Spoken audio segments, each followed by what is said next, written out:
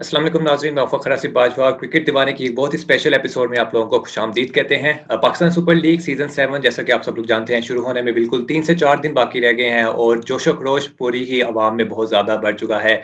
आप लोग डिफरेंट जगहों पर सुन रहे होंगे तमाम टीम्स का एनालिसिस वगैरह हो रहा है, लेकिन हमने बजाय ये कि खुद से एनालिसिस किया जाए, हमने दावत दी है इस वक़्त लाहौर कलंदर्स के सीईओ समीन राना साहब का, जो कि पहले भी हमारे चैनल पर 1-2 दफ़ा आ चुके हैं और आप लोगों ने उनकी गुफ्तगू वगैरह सुनी होगी। इस बार पाकिस्तान सुपर लीग का सीजन 7 होने जा रहा है। हम इनसे जानेंगे कि सीजन 7 का जो ड्राफ्ट है वो एक थोड़े से डिफरेंट तरीके से किया गया है। लाहौर कलंदर्स का जो ओरिजिनल ड्राफ्ट वो करते थे, उस तरह का हमें नज़र नहीं आया, कुछ डिफरेंट पिक्स वगैरह देखने को मिली हैं। तो हम सारी थॉट प्रोसेसेस उनसे जानेंगे कि क्या डिफरेंट था इस साल, उन्होंने क्या चेंजेस लेकर चले हैं और क्या चेंजेस हमें देखने को मिलेंगी भी रिजल्ट में भी और जो फाइनल पोजीशनिंग की रहती है उसमें भी। उस सारी चीज़ों पर बातचीत होगी, कुछ हम डिफरेंट पिछले सीजन का भी डिस्कस करेंगे कि कहाँ गलतियाँ हुई और किस तरह उसको कवर अप किया जाएगा। तो सबसे पहले वेलकम समीन भाई, अस्सलाम वालेकुम and welcome to the show. Thank you, Welcome Fakar. everyone. Thank you very much. And Assalamu alaikum to Umair and Zameen and Adnan. इस साथ बाकी क्रिकेट दीवाने हमारे रेगुलर मौजूद हैं, उमैर भाई भी, अदनान और जामिन भी। सबको अस्सलाम वालेकुम and welcome to the show. वालेकुम सलाम। अस्सलाम वालेकुम। I hope Assalamualaikum. आप सब ठीक होंगे। बिल्कुल। तो समीन Welcome भाई to इस the show, वक्त Samin bhai. Thank you so much for giving us time. Fakhar. हैं समीन भाई क्वारंटीन में मौजूद हैं और क्वारंटीन अब तमाम प्लेयर्स भी समीन भाई ने हमें बताया कि क्वारंटीन में पहुंच चुके हैं और कुछ दिन वो क्वारंटीन करेंगे और फिर ट्रेनिंग का आगाज कर देंगे। तो सबसे पहले समीन भाई कैसे चल रहा है क्वारंटीन और प्लेयर्स के क्या कहने हैं इस वक्त, क्या नया अज़म लेकर आए हैं, नया कैप्टन के अंडर खेलेंगे, क्या तैयारियां हैं? यार, क्वारंटीन तो जो आइसोलेशन है वो मुश्किल होती है, लेकिन अब आहिस्ता आहिस्ता आदत भी हो गई है इस काम की। प्लेयर्स को जरा ज्यादा हो गई है, हमें थोड़ी कम हो गई है, लेकिन शुक्र है इस दफा 3 दिन की आइसोलेशन है। लेकिन इंतजाम बहुत अच्छे किए हैं पाकिस्तान क्रिकेट बोर्ड ने। और कोशिश यही है कि इस दफा कोई ऐसा वाकया, नाखुशगवार वाकया ना हो जिससे हमें अपनी लीग को रोकना पड़े। और जब एक दफा आप शुरू होते हैं फिर कंटिन्यूटी टूटती है तो उसमें बहुत सारे चैलेंजेस आ जाते हैं। आपने देखा पिछली दफा भी जब ये हुआ, स्पेशली अगर मैं लाहौर की बात करूं तो हमारा बड़ा अच्छा मोमेंटम बना हुआ था और टीम हमारी बड़ी सॉलिड लग रही थी उस वक्त। फिर ये जब ब्रेक आया तो उसके बाद आपकी कुछ प्लेयर्स जो थे वो अवेलेबल नहीं रहे, तो आपको एक तरह से ना रीडू करनी पड़ती है चीजें। फिर कंडीशन के हिसाब से आप चीजों को प्लानिंग करते हैं और हाफ वे थ्रू अगर जाके आपको पता लगे कि कंडीशंस ही चेंज हो गई तो फिर आप बाज दफा स्ट्रगल भी करते हैं। तो आ, कोशिश यही है कि ये टूर्नामेंट खत्म हो और इंशाल्लाह यहाँ पे पाकिस्तान में ही, और इसको में पोस्टपोन ना करना पड़े। तो उसके लिए जो भी कुर्बानी देनी पड़ेगी हमें भी और प्लेयर्स को भी, वो सब देने के लिए तैयार है और लड़के सारे मोटिवेटेड। इंशाल्लाह जरूर। जी उमैर भाई। इंशाल्लाह। अच्छा समीन भाई, आपने बिल्कुल बात की PSL 6 की। ऑब्वियसली एज लाहौर कलंदर फैन हम सब बहुत ज़्यादा स्टार्ट जिस तरह हुआ था उस तरह खुश भी थे, कॉन्फिडेंट भी थे, टीम भी बहुत तगड़ी थी। मतलब जिसे कहते हैं कि मैनेजमेंट, आप लोगों ने कोई कसर नहीं छोड़ी थी। मतलब उस टीम को वो चीज़ें देने के लिए कि हम मतलब एक अच्छी विन पे जाएं। फिर अल्लाह ताला ने हमें जिस तरह स्टार्ट किया, फिर जैसे आपने बात की कि वो तसलसल टूट गया, फिर दोबारा से अबू धाबी में हमने स्टार्ट किया, रीज्वाइन किया, वहाँ भी स्टार्ट अच्छा हुआ। लेकिन अनफॉर्चुनेटली किस तरीके से हम उसको फिनिश नहीं कर सके। मतलब मेरे ख्याल में लाहौर कलंदर शायद वो वन ऑफ द वो वाहिद टीम होगी शायद ऑल ओवर जितनी भी लीग होती है कि जो 5 मैच जीतने के बाद भी हम क्वालिफाई ना कर सकें नेक्स्ट राउंड पे। तो इस बारे में भी बताइएगा। दूसरा, एक जो हमारी बैटिंग अप्रोच जो हम मतलब हम लेके चल रहे थे कि हम आखिरी जो 4 मैच आ रहे हैं उसमें हम एक ही अप्रोच के साथ जा रहे थे, इसमें भी थोड़ा सा ऐड कर दीजिएगा कि वो क्या चीज़ थी, उसके पीछे माइंडसेट क्या था। देखिए, पहली बात तो यह है कि जब आप हमारी जो टीम आप बनाते हो वो, अब इस दफा जो हमने टीम बनाई है वो पाकिस्तान की कंडीशंस को देख के बनाई है। तो जब हमारी पिछली दफा जो थोड़ी चेंजेस आई टीम में और कंडीशंस भी चेंज हुई तो जनरली हमारी बैटिंग स्ट्रगल करनी शुरू हो गई थी। आप देखें कि वहां पे हमने जो 6 मैच खेले हैं, किसी भी मैच में मेरा नहीं ख्याल कि हम 150 प्लस के स्कोर पे ज्यादा कर सके स्कोर।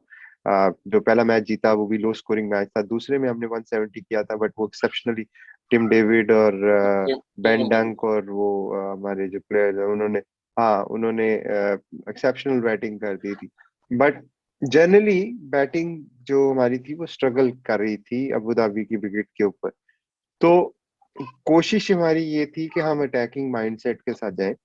बॉलिंग जो कि हमारी स्ट्रांग थी और हम ये चाह रहे थे कि हम पहले बॉलिंग को करें ताकि बैट्समैनों को कम से कम मुश्किलात में डाला जाए। और वो पहले ही स्ट्रगल कर रहे हैं तो उनको थोड़ा सा उनके ऊपर से प्रेशर ऑफ किया जाए, ताकि अगर आपकी बॉलिंग दूसरी को बहुत चीपली आउट कर देती है तो फिर आसान हो जाता है आपके लिए। जो कि आप पहली इनिंग पहले मैच में देखें कि हमने 140 पे इस्लामाबाद जैसी बैटिंग लाइन को आउट कर दिया था। तो उसके बाद आखिरी बॉल पे ही जीते, लेकिन एटलीस्ट हमने वो मैच विन किया। और दूसरा इम्पोर्टेंट फैक्टर होता है जब आप बैटिंग करें या बॉलिंग करें, वो विकेट की कंडीशन होती है। जो हमें वहां पे लग रहा था और वो प्रूव भी सही हुआ, क्योंकि आप लाहौर की पावर प्लेस की बॉलिंग अगर देखें तो पहले बॉलिंग करके हमेशा हमने 6 ओवरों को एक्सप्लॉइट किया। उसकी वजह वो हेल्पफुल कंडीशंस भी थी। जो जब आप मैच शुरू करते हैं तो विकेट के अंदर थोड़ा सा मॉइस्चर होता है। हमारे बॉलर्स ऐसे थे जो उसको सूट करते थे, और हम चाहते थे कि हम अपनी स्ट्रेंथ पे अग्रेसिव माइंडसेट के साथ अपने अपोजिशन पे अटैक करें और उनको चीपली आउट करें, जो हम कामयाब भी रहे। अब अगर आप आजकल की T20 में 150 या 140 पे टीम को आउट कर लेते हैं तो I think it's a wonderful result.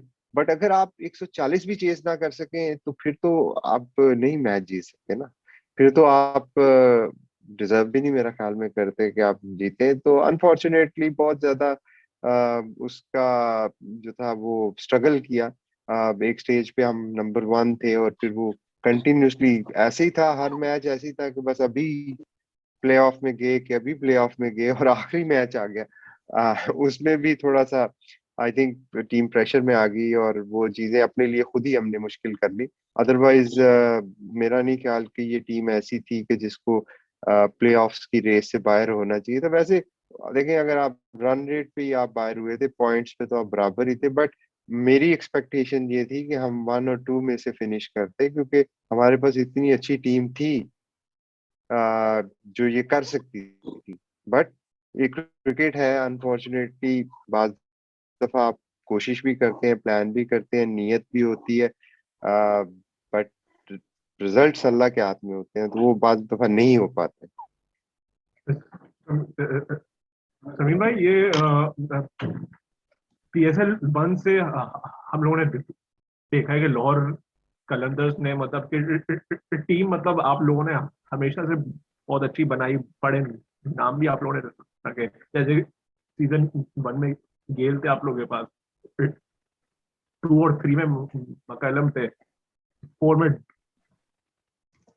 De Villiers से, बट अनफॉर्चुनेटली वो रिजल्ट्स नहीं आ सके लाहौर कलंदर्स को, जो आप लोग भी मतलब एज अ फ्रेंचाइज और फैंस हम एक्सपेक्ट करते हैं। बट सीजन 5 ऑनवर्ड्स हम लोगों ने ये देखा कि आप लोग कॉम्बिनेशन की तरफ ज्यादा गए अदर देन बिग नेम, अगर मैं फॉरेन प्लेयर्स की बात करूं, और तब रिजल्ट जो है बाकी आना शुरू हो गए काफी हद तक।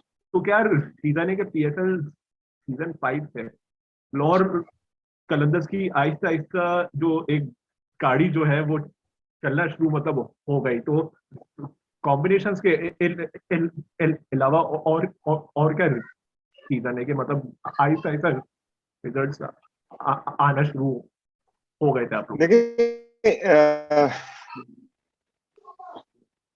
मैं आपका मैं आपका सवाल समझ गया हूँ। अच्छा, आपने बिल्कुल इसको समराइज किया है। मेरा ख्याल में जो लाहौर कलंदर की जो इम्प्रूवमेंट आई है उसकी 2-3 बुनियादी रीजन है। एक तो ऑब्वियसली हमारी जो गलतियां थी उनसे हमने सीखने की कोशिश की, और जो टीम का बैलेंस था उसको प्रायोरिटी दी। उसके बाद उसके अलावा जो एक इम्पोर्टेंट चीज हुई वो थी development of our own local players and the core. जब आपने पहला ड्राफ्ट देखे तो उसमें जो हमने पिक्स की थी वो ज्यादातर फॉरेन पिक्स के अराउंड हमारी टीम बिल्ड हुई थी। लोकल टैलेंट में हमारे पास एज सच इतने ज्यादा मेच्योरिटी वाले प्लेयर शायद नहीं थे। जो थे वो बेचारे परफॉर्म नहीं कर सके, लेकिन हमारी उस वक्त फोकस शायद फॉरेन प्लेयर्स के ऊपर ज्यादा था। जो कि एक अच्छी बात भी है, लेकिन उसके साथ साथ उसका नुकसान ये हुआ कि फॉरेन प्लेयर्स चूंकि अवेलेबिलिटी के इश्यूज हो जाते हैं, लिन कभी इंजर्ड हो जाते हैं, कभी मुस्तफीज जो है वो आ नहीं पाते, तो उसमें वो चैलेंजेस हमें शुरू में दरपेश रहे। अ, फिर उसके बाद हमने अपनी कोशिश की कि हम अपने लोकल टैलेंट को बेहतर करें, लेकिन रूल्स ऐसे थे ड्राफ्ट के कि वो कोई टीमें छोड़ती तो हम लेते ना। तो आपको याद होगा पहले ड्राफ्ट में तो इस्लामाबाद टीम जब जीती है उसके बाद उन्होंने 100% सेम टीम रिटेन की थी। तो उस वक्त तो ये भी रूल नहीं था कि आप 8 ही रिटेंशन कर सकते हैं। तो उन्होंने मेरा ख्याल में 12-16 लड़के जो जीते थे वही सारे रख लिए दोबारा। फिर आगे चले, फिर रूल आए जहाँ पे आपको 10 रिटेंशन थी शायद। तो जो लोग छोड़ के मिलते थे वो ज्यादातर लोग जो लोकल कोर थी उसको रिलीज नहीं करती थी। तो हमारे लिए फिर ये चैलेंज बना कि हम हाउ डू वी, हमने आइडेंटिफाई तो कर ली मिस्टेक, लेकिन उसको करेक्ट करने के लिए क्या करें। जब कोई प्लेयर टीम छोड़ेगी नहीं तो हम कहाँ से लेंगे। तो फिर हमने ये प्लेयर डेवलपमेंट प्रोग्राम और ये सारा रास्ता ढूंढा, जो कि एक बहुत ही मुश्किल काम था और एक लॉन्गर रूट था। आ, जब हमने किया तो ऑब्वियसली उस पे आपको पता ही है बहुत सारे लोगों की क्रिटिसिज्म भी है और काफी अपनी अपनी ओपिनियंस भी हैं, लेकिन वो जो यंग टैलेंट था ना पीडीपी का, उसको डेवलप होने में थोड़ा टाइम लगा। 2015 के 2000 जो आपका जो चौथा पांचवा सीजन था, पांचवे सीजन में वो आहिस्ता आहिस्ता वो कोर और वो मेच्योरिटी उस टैलेंट में आनी शुरू होगी, चाहे फखर जमान हो, चाहे शहीन शाह हो, चाहे हारिस रऊफ हो। तो जो हमारा कोर था, वो जो हमारा पहले ड्राफ्ट में फॉरेन बेस था, उसको हमने ट्रांजिशन में किया लोकल बेस पे, जिस पे टाइम लगा। और मेरा ख्याल है कि उसी की वजह से रिजल्ट्स जो हैं वो बेहतर हुए और टीम के बैलेंस और कॉम्बिनेशन भी बेहतर हुए। जी स्मेन भाई, सबसे पहले तो जिस तरह से आप अपने लोकल टैलेंट को ज्यादा से ज्यादा मौका देते हैं, जो पाकिस्तान के यंगस्टर्स हैं उनको तो मौका देते ही देते हैं, लेकिन आपने शुरू सीजन्स में जिस तरह से पहले हमारी बात हो ही रही थी कि हम बड़े प्लेयर्स की तरफ जाते रहे और बड़े प्लेयर्स को लेते रहे, लेकिन आहिस्ता आहिस्ता हमने बड़े प्लेयर्स की बजाय जो इंटरनेशनल यंगस्टर्स हैं उनकी तरफ जाना शुरू किया। क्रिस ग्रीन है, टिम डेविड है, अभी हमने हैरी ब्रोक को लिया है, फॉक्सक्रॉफ्ट को लिया है, मैथ्यू पोर्ट्स को लिया है। जब भी हम इस तरह के नए नाम लेते हैं तो लोग उस तरह से नहीं जानते होते, सवाल उठाते हैं कि ये किसको ले लिया, नया प्लेयर है, ऐसा है वैसा है। तो अब इशू हो गया है अदनान के एंड पर। समीर भाई इन तीनों को आपने लिया है, अपने सॉल्ट को भी लिया था, आप वो हमारे पास को लेने के लिए आपका क्या थॉट प्रोसेस रहता है? देखो, जब आप इस बात पे सोचते हैं ना कि आपकी टीम का बैलेंस इंपॉर्टेंट है, तो बात मैंने पहले भी आपको जब इंटरव्यू दिया था तो उस वक्त ये बात कही थी कि हमारी लर्निंग ये रही है कि टीम का बैलेंस इज द की। तो जब आप बैलेंस की तरफ जाते हैं तो फिर आपको लिए बड़े नाम ऑब्वियसली इंपॉर्टेंट होते हैं, लेकिन ड्राफ्ट में श्योर नहीं हो सकता कि आप मिडिल ऑर्डर में फॉर एग्जांपल हर बंदा एबी डिविलियर लेना चाहता है, लेकिन एबी डिविलियर अगर एक ही है तो वो आपको पहली पिक या दूसरी पिक में चला जाएगा। तो अब आप जब लेट्स से आप डायमंड की या गोल्ड की पिक कर रहे हैं तो वहां पे आपको एबी डिविलियर्स तो मिलने वाले नहीं। तो जो चॉइसेस आपके पास होती हैं वो होती हैं जो कि इतने ज्यादा नोन शायद नहीं होते। बाज दफा नोन होते भी हैं, लेकिन हमारी टीम जो है वो सारा साल जब काम करती है तो वो ये देखती है कि कौन सा प्लेयर जो है वो सूट करता है इस रोल के अंदर, जिस रोल के लिए हम देख रहे हैं। तो वहां से फिर आपको फिर ऐसे नाम मिलते हैं जो शायद इतने पॉपुलर और नोन नहीं होते, और चूंकि वो अपने रोल के मुताबिक आए होते हैं तो जनरली वो अच्छा परफॉर्म भी करते हैं। क्योंकि जिस तरह आप इसकी मिसाल ले लें डीन फॉक्सक्रॉफ्ट की या हैरी ब्रोक्स की, ये ये दोनों आपको नजर आ रहे हैं मिडिल ऑर्डर के बैट्समैन। अब दुनिया में अगर आप देखें तो मिडिल ऑर्डर में काफी कम ऑप्शंस हैं अवेलेबल, उंगलियों पे आप गिन सकते हैं जो कि रिनाउंड मिडिल ऑर्डर ऑप्शंस है। फिर आपको सेकंड ऑप्शन के तौर पे उन लोगों की तरफ जाना पड़ता है जो कि इतने नोन नहीं होते लेकिन जिनमें टैलेंट होता है। तो एक तो आप आइडेंटिफाई करते हैं कि पोटेंशियल टैलेंट, फिर आप एस्टिमेट करते हैं कि against the Pakistan super league bowling wickets how will they perform. तो उसमें बहुत सारी आपकी एस्टिमेशन और आपकी क्या कहना चाहिए, आपका एक गुड गेस वर्क होता है, जो कि मेरा ख्याल में सो फार लाहौर कलंदर जो है वो क्वाइट सक्सेसफुल रहा है। फिल सॉल्ट हो जाए या टिम डेविड हो जाए, क्रिस ग्रीन भी देख लें, कैमरॉन डेलपोर्ट भी देख लें, या जितने भी हमने प्लेयर खिलाए जो इतने ज्यादा नोन नहीं थे, they end up performing well, because हमें उनको लेते वक्त हमारे दिमाग में उनका रोल क्लियर था, और उनको जिस रोल के लिए लिया था उसी रोल के लिए फिर खिलाया भी हमने।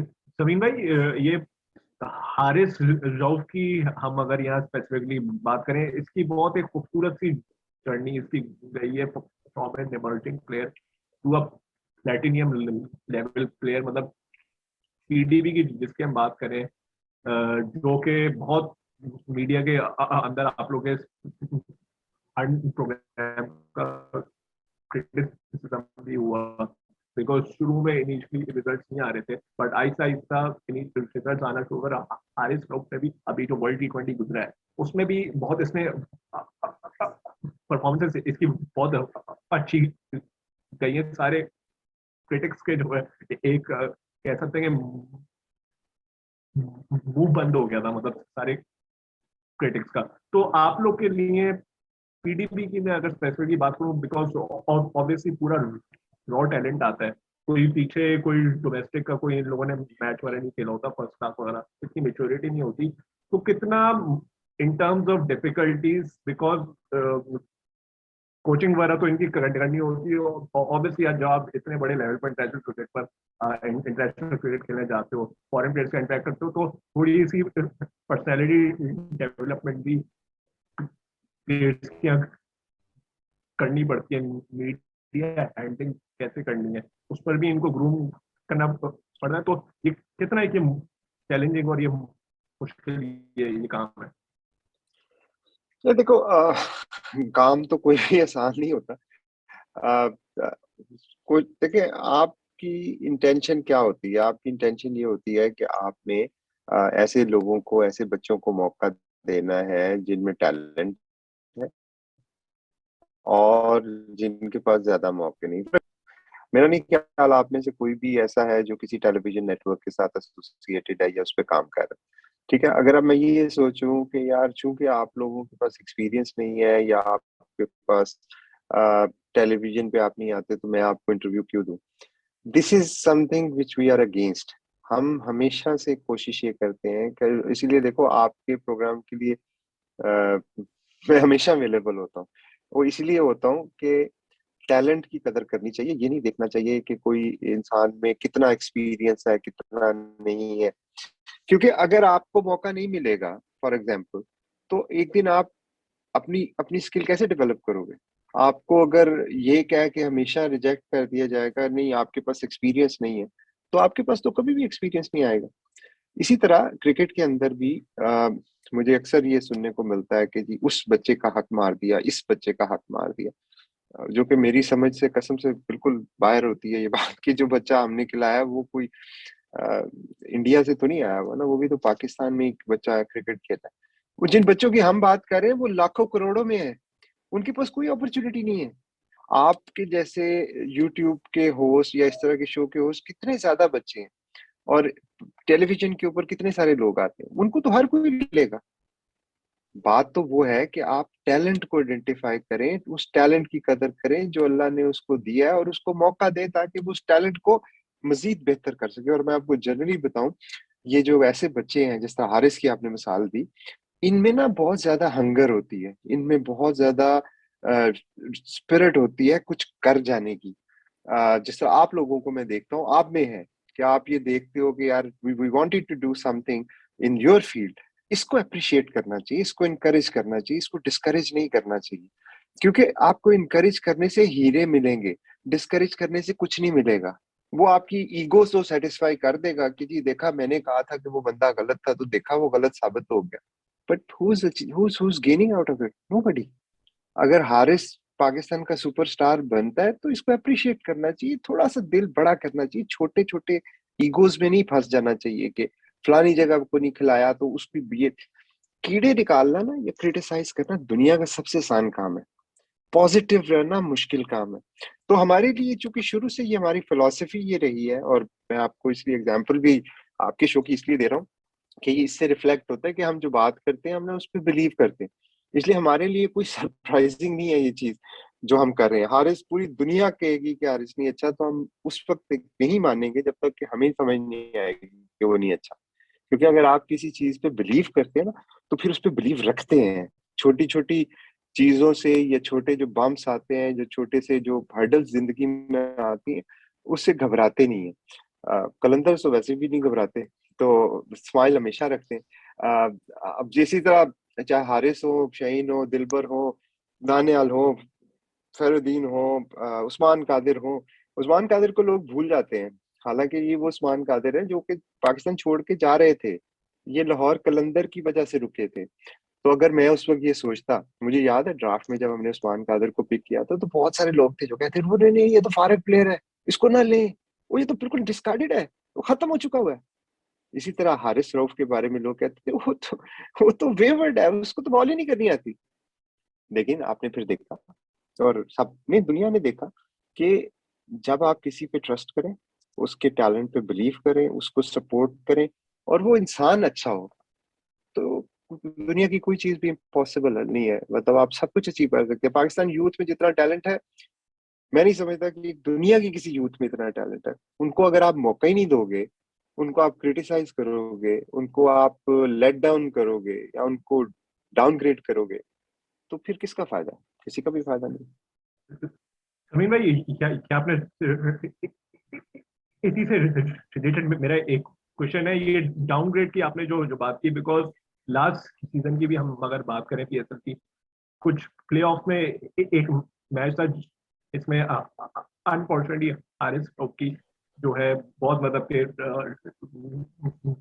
नीचे उसको मतलब उसको पड़ गए थे। तो कभी एक ऐसा हारिस टॉप की मैं अगर बात करूं, कभी कोई मोमेंट आया जिसमें वो बिल्कुल ही मतलब के डाउन हो गए, जैसे आपने पीएसएल 3 में आपने शाहीन शाह आफरीदी की आपने बात की थी कि उसने अपने कॉन्ट्रैक्ट के जो पैसे हैं वो आप लोगों को वापस करने आ गया था। तो इस तरह की कोई सिचुएशन में हारिस के साथ हुई थी, बिकॉज कुछ मैचेस से इसमें परफॉर्म ऑब्वियसली उससे भी नहीं होता था।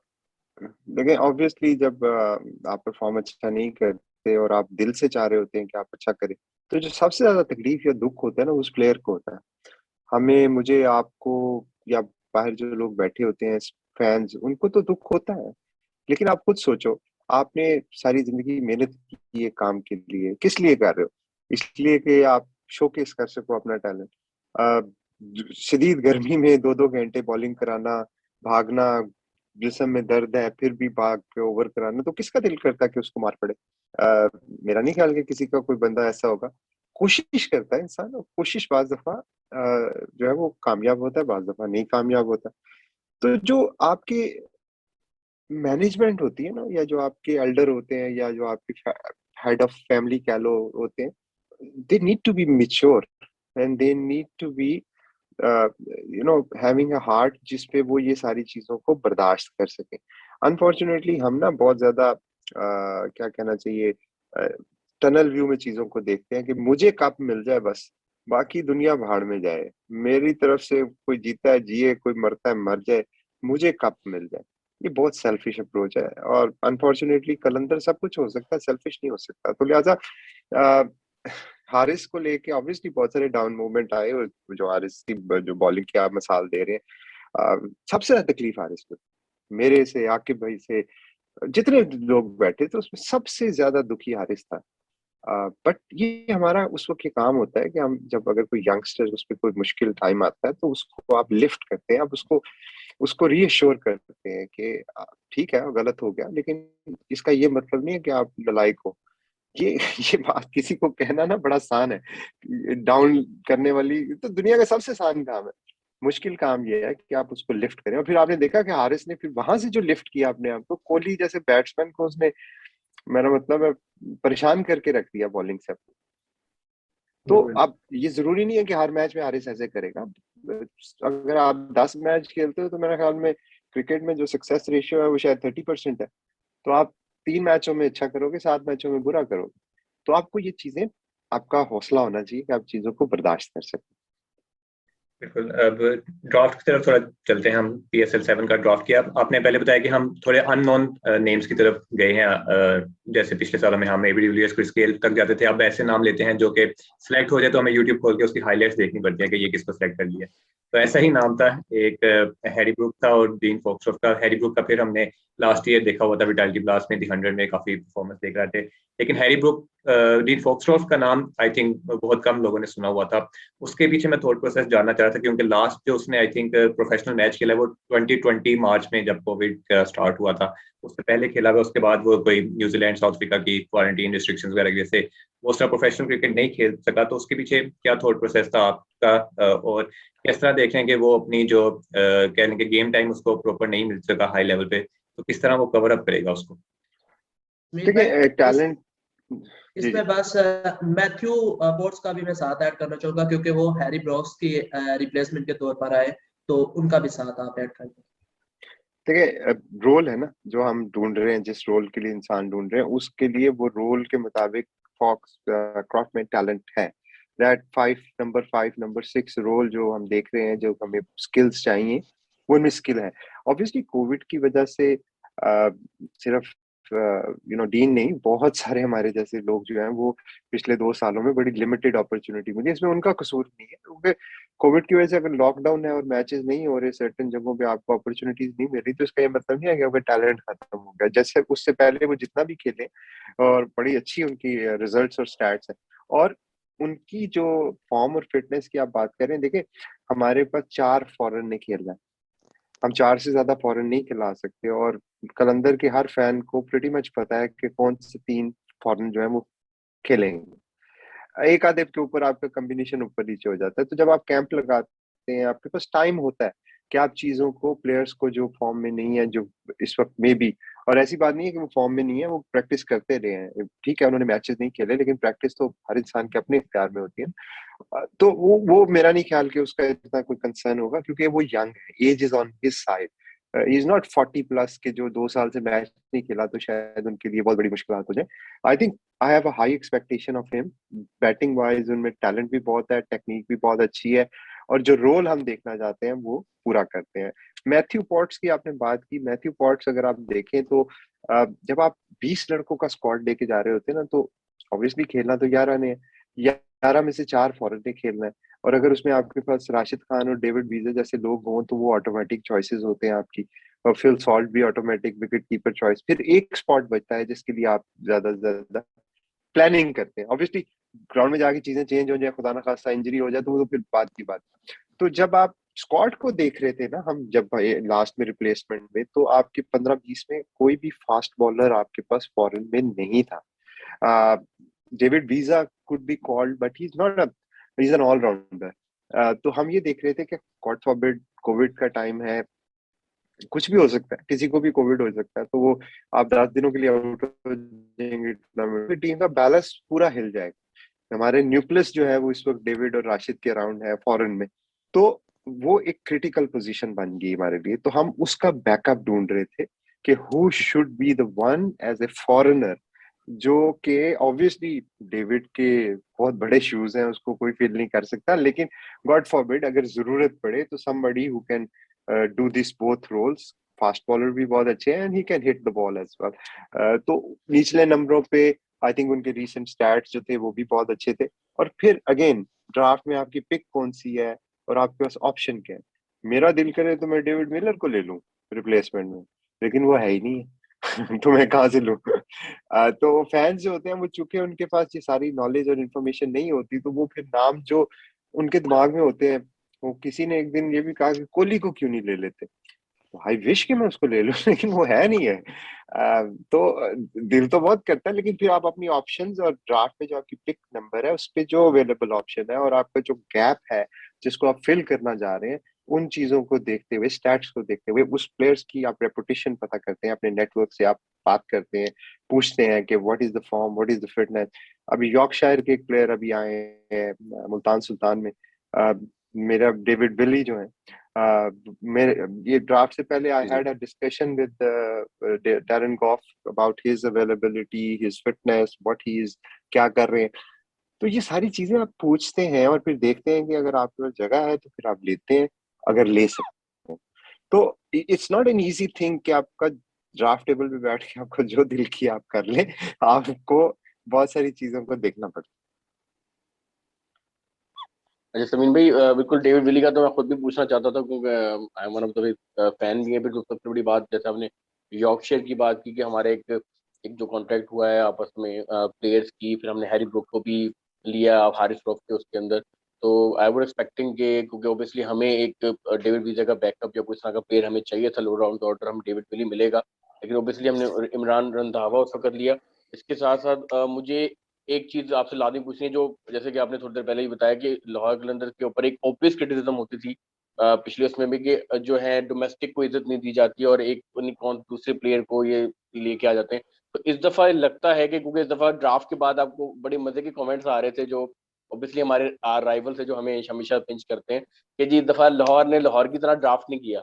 तो वो डिफरेंट भी था हमारे लिए, तो थोड़ा सा इस तरह भी था। तो इस दफा अब्दुल्ला शफीक जिस तरीके से उनकी इंक्लूजन है, फिर इस तरीके से कामरान गुलाम नो डाउट बड़ी वेल डिजर्विंग, और जिस तरह की आज आपकी एक वीडियो भी आई जिसको लोगों को, बहुत सारे लोगों को नहीं पता था कि 2017 में कामरान गुलाम हमारे उसकी तरफ से भी खेले प्लेटफॉर्म को, उन्होंने यूटिलाइज उनको मिला है। और जिस तरह से शाहिन शाह अफरीदी ने भी अपने ही अब एक इंटरव्यू में भी ये बात की कि हमें बैटिंग की जो एक गैप थे वो फिल करने थे, जिसके लिए हमने डोमेस्टिक परफॉर्मेंस जो इस टाइम टॉप पे जा रहे हैं, हमने उनकी इंक्लूजन की, जिससे हमारी बैलेंस को बेहतर किया है। ये दोनों चीजों को मैं जानना चाहूंगा इस बारे में। है। अच्छा, पहले मैं आपको बताऊं कि जो हेटर्स होते हैं वो हेटर्स क्यों होते हैं, ये सोचने वाली बात है। हेटर्स, कहीं मैंने किसी कोर्ट में पढ़ा था वैसे, ये बात पता नहीं किसने कही थी, कि हेटर्स वो लोग होते हैं जो खुद वो करना चाहते हैं जो आप कर रहे हैं, लेकिन वो कर नहीं पाते, उनकी हम्म। अपनी वजह, तो वो फिर हेट करते हैं उस चीज को। तो ये जितने ज्यादा हेटर्स होते हैं ना, आप समझे आप सही लाइन पे जा रहे हैं। तो इसलिए उनके बारे में परेशानी नहीं होनी चाहिए। बिल्कुल ठीक है अगर वो कहते हैं कि ये लाहौर कलंदर वाला ड्राफ्ट, ये सारा आंखों पे उनके कमेंट, चले हमारी वजह से वो खुश हो रहे हैं, बड़ी अच्छी बात है। लेकिन देखिए, ये जो सारे ड्राफ्ट में या आप क्वेश्चन जो कर रहे होते हैं, इंटेंशन आपकी ठीक होती है, गलतियां भी होती हैं, मैं ये नहीं कह रहा कि आप कोई गलती नहीं करते, गलती होती है, इंसान से गलती होती है, बट कोशिश ठीक रहती है, इंटेंशन नीयत ठीक होती है।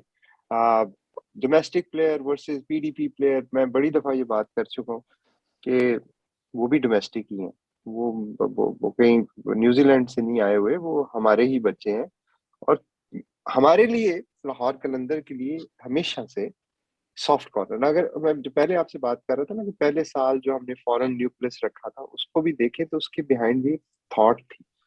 थॉट क्या थी कि भी, अच्छा मैं एक टीम बना लेता हूँ जिसमें सारे वो लोग खेल रहे हैं जिन्होंने 500-500 मैचेस खेले, और मैं कप जीत जाता हूँ। क्या एक्साइटमेंट, कोई है एक्साइटमेंट इसमें? मेरा मकसद सेल्फिश है कि मुझे इज्जत मिल जाए, मुझे कप मिल जाए, बस। वो जो 50-50 साल से लोग खेलते आ रहे हैं, उनको उनकी वर्दियां चेंज कर दो और उनको अपनी तरफ खींच लो। This is not this is not league all about. हमारी लीग जो, मैं हमेशा से ये बात कहता हूँ, हर लीग का अपना एक यूनिक सेलिंग पॉइंट होता है। इंडिया ने आईपीएल जब बनाई तो उन्होंने यूनिक सेलिंग पॉइंट था ग्लैमर। उन्होंने उसमें बॉलीवुड डाला, तड़का डाला, पैसे डाले, उसमें ग्लैमर डाला, फ्लैशी किया उसको, वो हिट हो। बट ये उनका मॉडल है। अब उनको देख के बहुत सारे लोगों ने कॉपी पेस्ट करने की कोशिश की और फ्लॉप हुए। हमने जो पीएसएल में किया, मैं समझता हूँ वो बहुत खूबसूरत था। वो ये किया कि हमने पीएसएल की आइडेंटिटी बना दी, यंग टैलेंट, शादाब, हसनैन, मूसा, हारिस, ये है आपकी हीरोज, ये है आपका ग्लैमर। क्योंकि क्रिकेट की जब आप बात करते हो ना, तो हमेशा फैन, जितना मर्जी आप उसको तड़के तुड़के लगा दें, डांस डाल दें उसमें, रंग डाल दें उसमें, बॉलीवुड डाल दें, हॉलीवुड डाल दें, at the end of the day सबसे ज्यादा जो चीज मैटर करेगी ना, वो क्रिकेट है, क्योंकि ये क्रिकेट की टीम है। अगर आप एक्साइटिंग टैलेंट लेके आएंगे ना और वो शोकेस करेंगे, तो आपकी लीग बहुत ऊपर जाएगी। बड़े नाम चाहिए होते हैं एंगेज करने के लिए। जब आप एक्साइटिंग टैलेंट लाते हैं ना, 150 kph बॉलर, वो उस बड़े नाम से ही ज्यादा ही एंगेज करता है, लोगों को इंतजार होता है, लोग देखना चाहते हैं। तो खैर बात लंबी होगी, लेकिन coming back to our haters, they are more than welcome, always welcome. जिस समय में वो डेविड विली का भी मुझे बताइएगा, क्योंकि जो ड्राफ्ट हुआ था उसमें पहले 19th और 20th पिक हुई थी, तो उसके अंदर ऑब्वियसली हमारा सेकंड हमारी बारी हाँ थी, और बिल्कुल। मुल्तान सुल्तान ने डेविड लेट विली में जाके उनको। डेविड विली का मैं आपको इसलिए नहीं बता सकता क्योंकि हैदर मेरा बड़ा अच्छा दोस्त है। तो कुछ ऐसी बात करना मेरे लिए मुनासिब नहीं है कि मैं कुछ ऐसी बात करूं। बट एक मेरा ख्याल है हमारे पास शायद एक तो कंस्ट्रेंट बजट के भी थे, इस वजह से हम डेविड को शायद नहीं कंसिडर किया। और दूसरा वो प्लाटिनियम में थे, हमारे पास जो जो बजट बन रहा था नीचे आके वो उतने लेवल का नहीं था। दूसरा हमारा जो अपार्ट फ्रॉम दिस, जो दूसरी रीजन थी, हमारा फोकस लोकल ऑलराउंडर था। हमारी टीम अगर आप देखें तो हमारी टीम में 20 लड़कों में लोकल फास्ट बॉलिंग ऑलराउंडर कोई नहीं था। तो दो नाम कंसिडरेशन में थे, इमाद भट्ट और ये जो हमारे Imran Randhawa. We went for Imran Randhawa because Qalandars always believe in youth. No disrespect, but Imran I think young है, एनर्जेटिक है, हार्ड वर्किंग है। एक सीजन हमारी तरफ से खेले भी हैं, बट अनफॉर्चुनेटली उनको मौका नहीं मिला था उस सीजन में। बट उन्होंने बहुत ज्यादा इम्प्रूव किया। तो हमारी प्रेफरेंस जो थी ना, वो पहले पाकिस्तानी टैलेंट था, क्योंकि हमारे पास फॉरेन में हमारे गैप्स और एरियाज कवर्ड है। जबकि लोकल के अंदर हम ज्यादा स्ट्रेंथ चाह रहे थे, क्योंकि जो आपकी टीम का ऑलराउंडर है, पाकिस्तानी ऑलराउंडर, वो बैलेंस बहुत अच्छा प्रोवाइड करते हैं आपको। हमारे पास फास्ट बॉलिंग ऑलराउंडर नहीं था। अगर हेटर्स आप की आपने शहीन बात को यही ऑलराउंडर नहीं मानते इंडिया से, ये विशेष हमारे साथ हैं, ये भी लाहौर कनस के हेटर थे पहले, लेकिन कल रेड किट अनाउंस हुई है तो इन्होंने अपना भी बैकग्राउंड भी रेड करवा लिया है लाहौर कनस के प्यार में। और अच्छा, आपने थैंक यू, बहुत बहुत शुक्रिया। विशेष की तरफ मैं जाऊंगा जी, इंडिया से लाहौर कनस के नहीं, हेटर ये हैं। ऐसा है कि कहते हैं कि मतलब मैं काफी ज्यादा शुगर लगाता हूँ, तो उन्होंने मेरे को सीधा ही हेटर लेबल कर दिया है। अब वो तो क्या है, मैं इस्लामाबाद को सपोर्ट करता हूँ, तो फिर मैं ऐसे तारीफें तो बांध नहीं सकता लाहौर के, तो थोड़ा सा वहां पे कॉन्फ्लिक्ट ऑफ इंटरेस्ट हो जाता है। तो मेरा एक सवाल था कि मुझे पूछना था ये transition of captaincy, because Sohail Akhtar experience captain, he is been with Qalandars for a long time, so and this is a transition of captaincy. Shaheen is a youngster, of course, and it has been flowing. So how do you think this will play a part, and how will Sohail Akhtar be engaged in this transition? ये मेरी वो कहते हैं ना, हर अरूज को एक ज़वाल होता है, और you have to always look forward. Transition आपको करना पड़ता है, आपको फ्यूचर को देखना पड़ता है। सुहेल ने जो हमारे लिए किया वो आज तक कोई नहीं कर सका, तो I have only respect and thank you for him. वो ये उसका मतलब नहीं है कि वो कोई रिटायर हो गए, वो obviously very much part of us.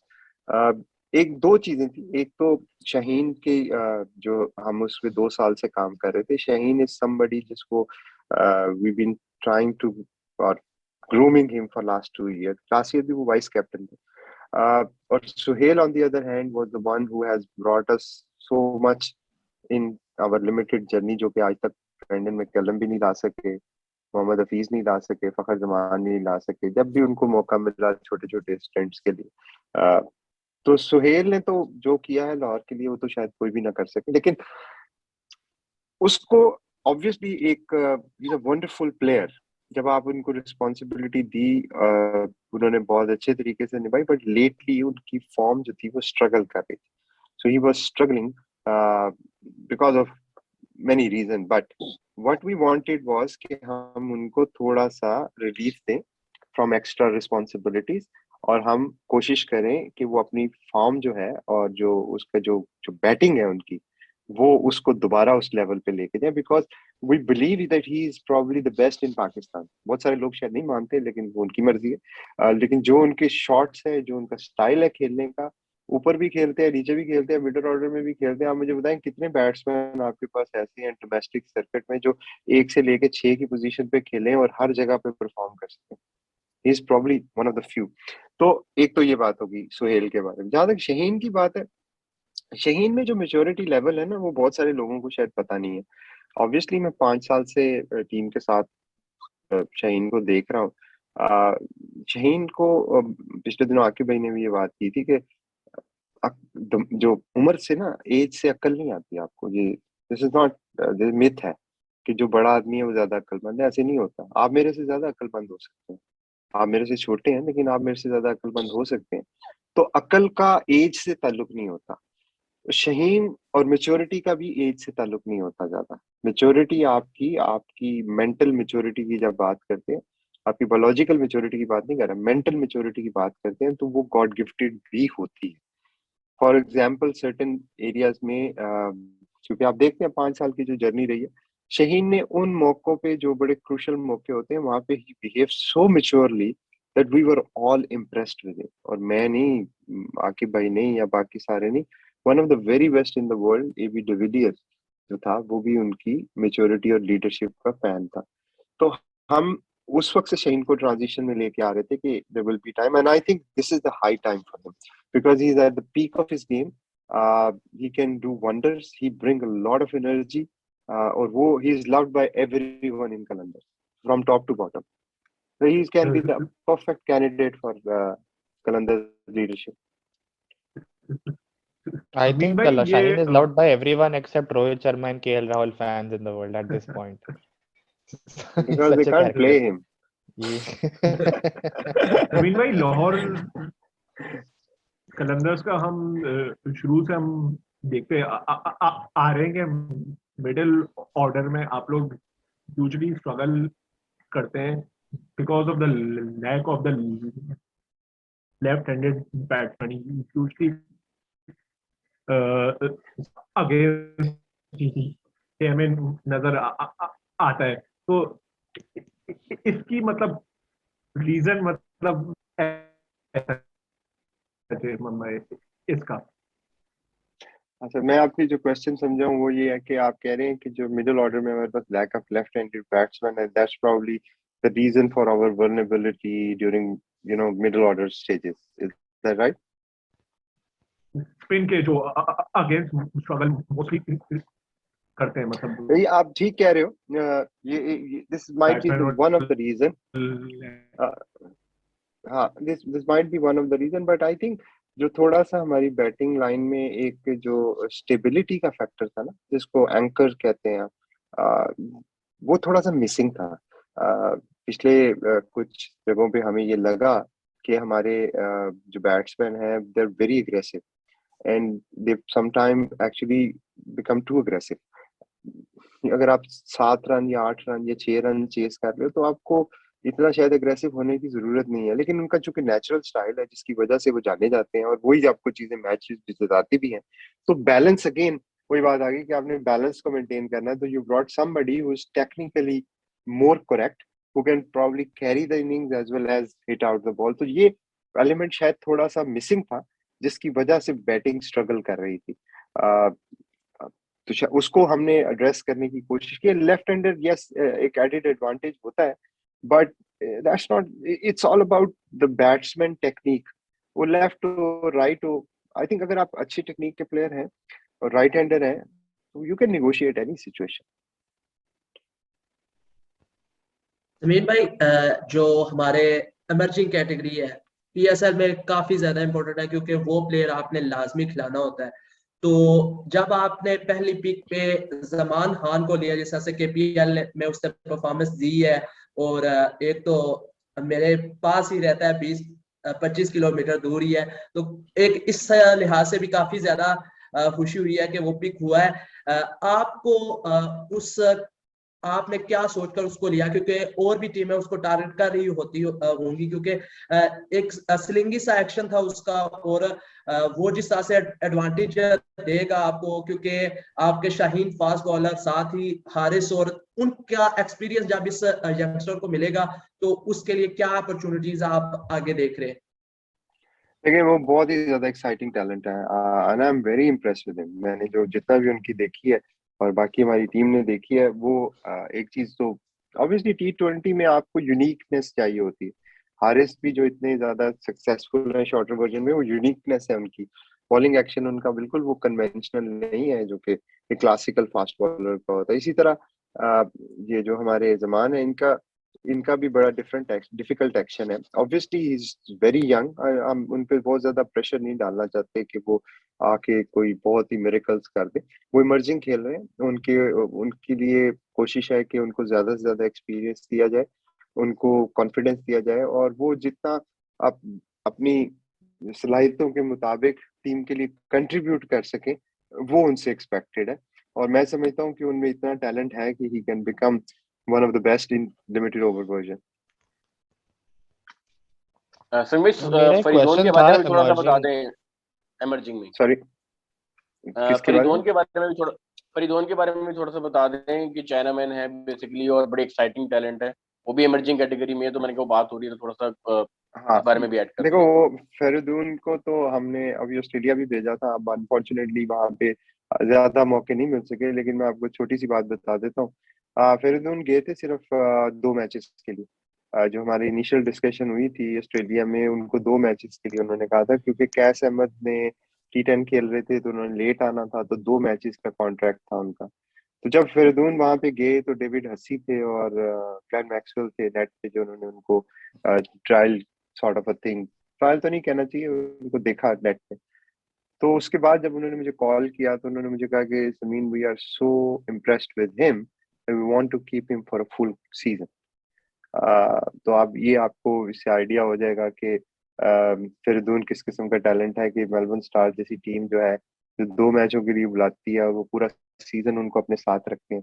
Obviously team combination की वजह से मौके इतने सारे शायद नहीं मिल सके उनको, लेकिन ही इज समबडी वो जो कि बहुत यूनिक है। और ये राशिद के बाद आपने सुना भी होगा, राशिद ने भी उसके बारे में कहा था कि he can be one of the best bowler in Pakistan in future. So he is somebody whose future perspective.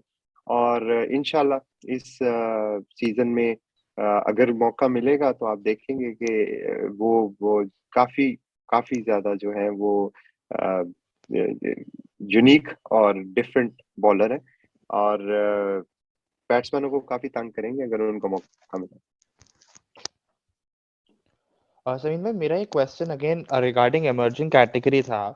तो I mean this is from a strategy point of view कि जब आप 2 इमर्जिंग के प्लेयर उठाते हैं तो इज इट आइडियल, और what is your thought on it कि if they it is good if they are like for like, because आप अगर बाय चांस किसी को कुछ इशू हो जाता है, may be it's form, confidence, injury और इवन कोविड स्केयर, तो जो दूसरा प्लेयर होगा उसे रिप्लेस कर पाएगा और टीम का कॉम्बिनेशन नहीं बिगड़ेगा, बिकॉज इमर्जिंग तो आपको खिलाना ही खिलाना होता है।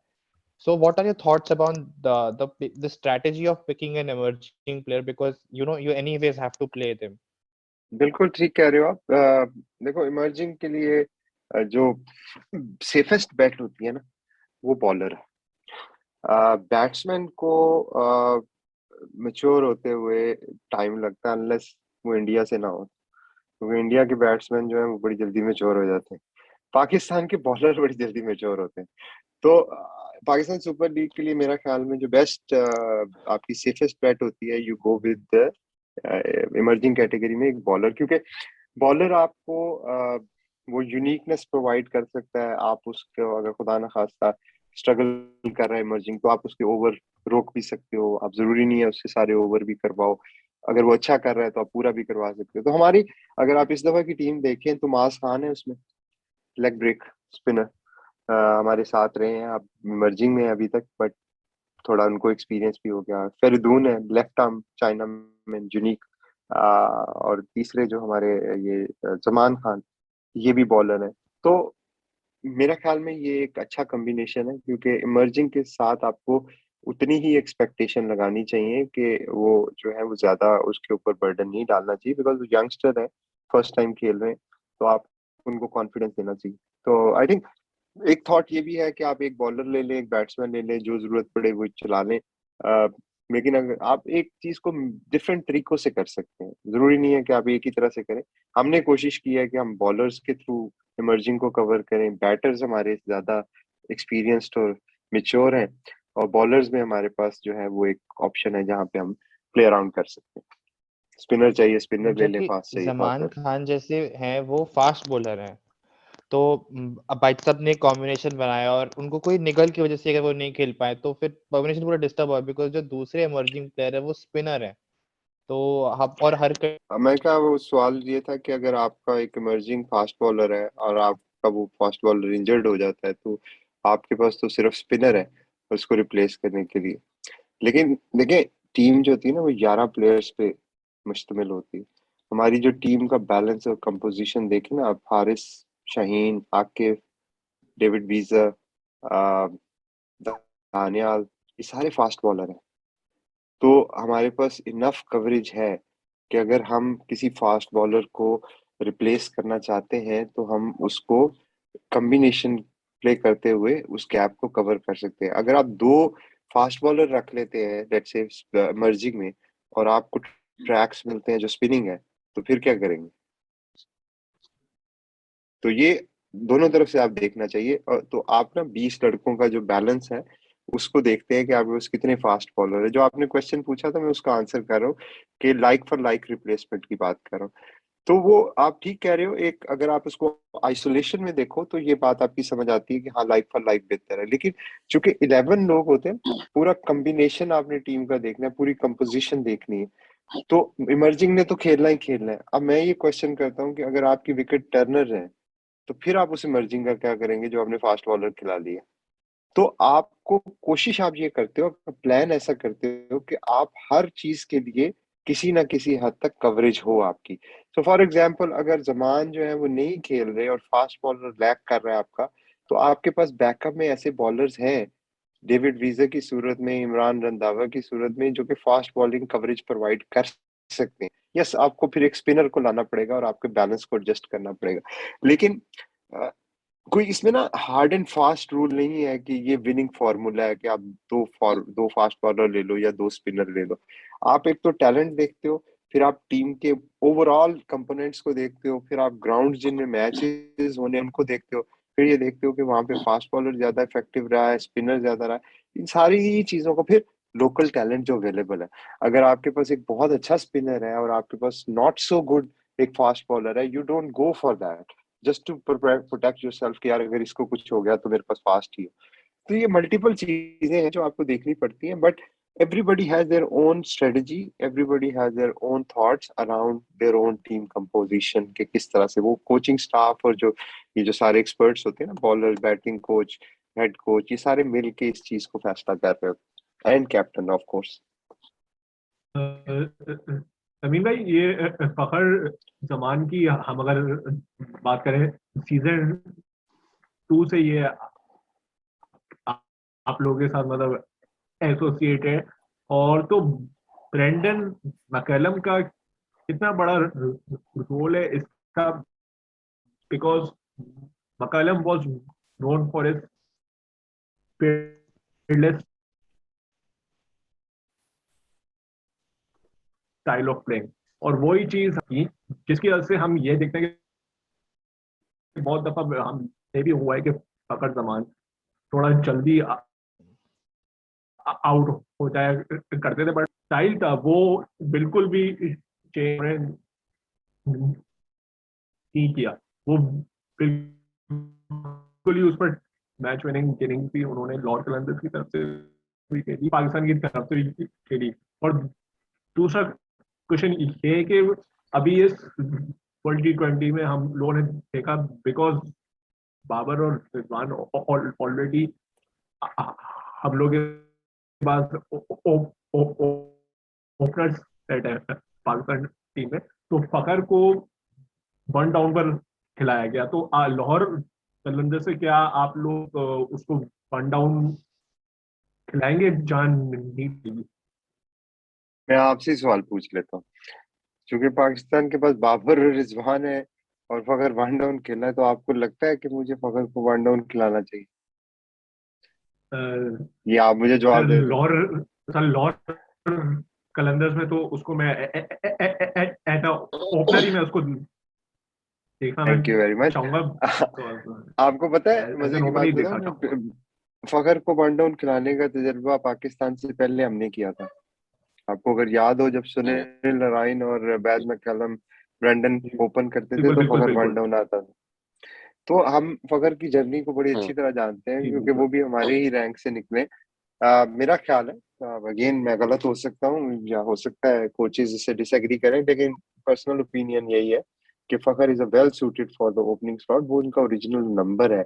अब ये उनको क्रेडिट है कि वो उन्होंने पाकिस्तान में जब खेल रहे थे तो बिकॉज उनको एडजस्ट करना पड़ा, बिकॉज ब्रांड ये बाबर और रिजवान रिमार्केबल फॉर्म में, और टीम के बैलेंस के लिए फखर ने अपनी पोजीशन को सेक्रीफाइस करके नीचे आके भी उतना ही अच्छा परफॉर्म किया। ये तो फखर का क्रेडिट है। But I think he is an opener, और शुरू से ही उनकी पूरी क्रिकेट जो है वो उसी नंबर पे है। और बैट्समैन को ना आपको बेस्ट चांस देना चाहिए जहां पे वो अपनी स्किल शोकेस कर सके। ब्रेंडन की आपने बात की, ब्रेंडन मैकलम ने मेरा ख्याल में शुरू में फखर को जो कॉन्फिडेंस दिया था अ, वो काफी वैल्यूबल था, क्योंकि ब्रेंडन जैसा प्लेयर अगर एक बैट्समैन को कहता है कि तुम मुझे याद है हम उधर थे प्रैक्टिस में आईसीसी क्रिकेट ग्राउंड की, तो फखर चूंकि was very raw, not many people जानते नहीं थे लोग उसके बारे में। तो जब हमने उसको सिलेक्ट किया तो मैंने ब्रेंडन से कहा कि Brendon is one of the guy जो कि मेरा ख्याल में बहुत जबरदस्त हैं, तो आप प्लीज इनको देखें। तो वो मसाज करवा रहा था ब्रेंडन ना, तो मैं उधर ही साथ में उसके खड़ा था और वो जैसे मसाज टेबल से देख रहा था उसकी बैटिंग को।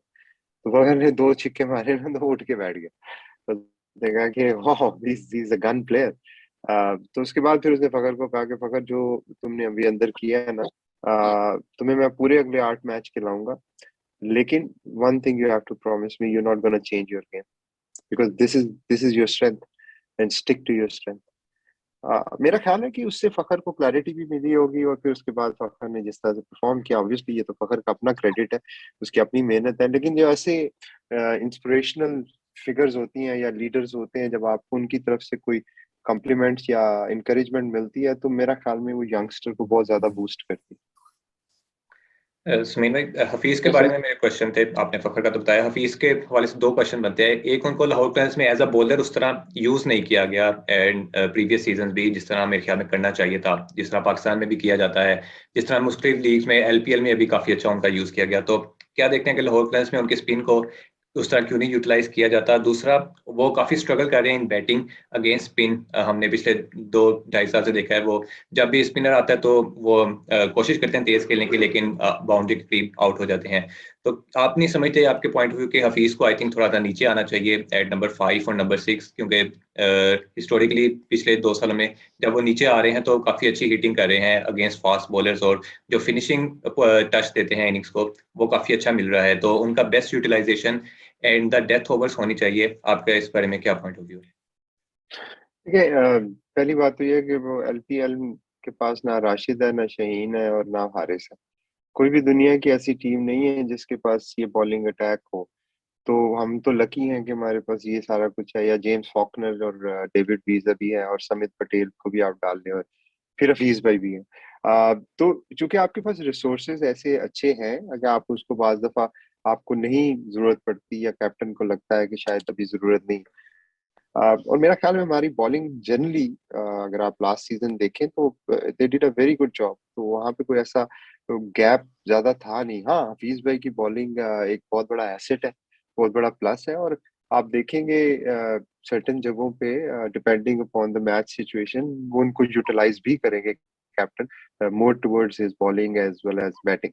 जो बैटिंग की आपने बात की, ऊपर के नंबर या नीचे के नंबर, मेरा ख्याल में 16-18 साल के बाद ये क्वेश्चन जो है ना, ये बेस्ट सूटेड है उस बैट्समैन के लिए जिसने 18 साल क्रिकेट खेली है। He is the one who has to call the shot कि what number he wants to go. तो पिछले साल हफीज भाई की ही प्रेफरेंस में उनको जिन नंबर पे खिलाया गया था। ऑब्वियसली स्टैट्स बाज दफा कुछ कह रहे होते हैं, लेकिन जो प्लेयर का अपना कॉन्फिडेंस होता है, या जो उसकी अपनी और स्पेशली जो सीजन प्लेयर होते हैं और सीनियर प्लेयर होते हैं, so you have to give them respect as well, because you got the whole idea, the whole purpose of the management is to give their player the best opportunity to succeed. अब आप अगर एक player है, वो समझता है कि जी मैं इस पोजीशन पे बहुत ज्यादा सक्सेस ले सकता हूँ और मुझे खेलना चाहिए, तो you don't generally over rule कि नहीं जी, चूंकि मैं आपको देखा है आपके स्टार्ट अच्छे हैं तो लिहाजा आप इधर खेले। तो आप एक म्यूचुअल अंडरस्टैंडिंग डेवलप करते हो। Generally this is Akib's style of management. He generally go with the player's instinct. He is not somebody कि जो बुलडोज करे कि नहीं जी मैं जो कह रहा हूँ ना वो करो. He doesn't do that, which I think is the right style of management. ये समझ में हाँ एक्चुअली पॉइंट ज्यादा उठता भी इसलिए विशेष सिर्फ एक मिनट कि लास्ट टाइम अगर आप देखें नो डाउट हमारी बॉलिंग अच्छी थी, स्ट्रांग भी थी, लेकिन अगर आप वीक लिंक की बात करें तो ऑब्वियस था कि अहमद दानियाल एक वीक लिंक उस वक्त इस सेंस में थे क्योंकि वो बाकी सारे इतने ज्यादा स्ट्रांग थे, तो वो एक यंगस्टर थे और कहीं ना कहीं उनके ऊपर एक वो था भी, और जिस तरीके से T10 में उनकी परफॉर्मेंस थी या कराची लेग में थी, अनफॉर्चुनेटली उस तरीके से वो अबू धाबी लेग में परफॉर्म नहीं कर सके थे, उनकी इकोनॉमी में 9 प्लस 9.23 शायद इकोनॉमी थी, तो उसमें मतलब ये क्योंकि ओबियसली प्रॉमिसिंग है, नो डाउट प्रॉमिसिंग स्टार भी हैं, उस तरीके से आप लोगों ने उनको बैक भी किया है बिग बैश में, अभी भी भेज के वो उनकी परफॉर्मेंस, अभी मैं देख रहा था कि वो उनके जो नंबर्स हैं वो कई दफा उनके वो जस्टिफाई नहीं करते, जिस तरीके से वो पहले 2-3 ओवर निकाल रहे हैं उस तरीके से वो फिनिशिंग नहीं करे, तो कहीं ना कहीं इस चीज में थोड़ा सा वो आता है कि एट टाइम अगर जैसे अगर बॉलर को मार पड़ी तो फीस को इन कर सकता है, ये बेसिकली एक जनरल एक कॉम्बिनेशन बना हुआ है। इसके अलावा थोड़ा सा मैं चाह रहा था कि उस पर भी करें कि अब्दुल्ला शफीक को हमने अगर पिक किया क्योंकि ऑब्वियसली फखर भी अगर ओपन करेगा, फिल सॉल्ट आएंगे, वो भी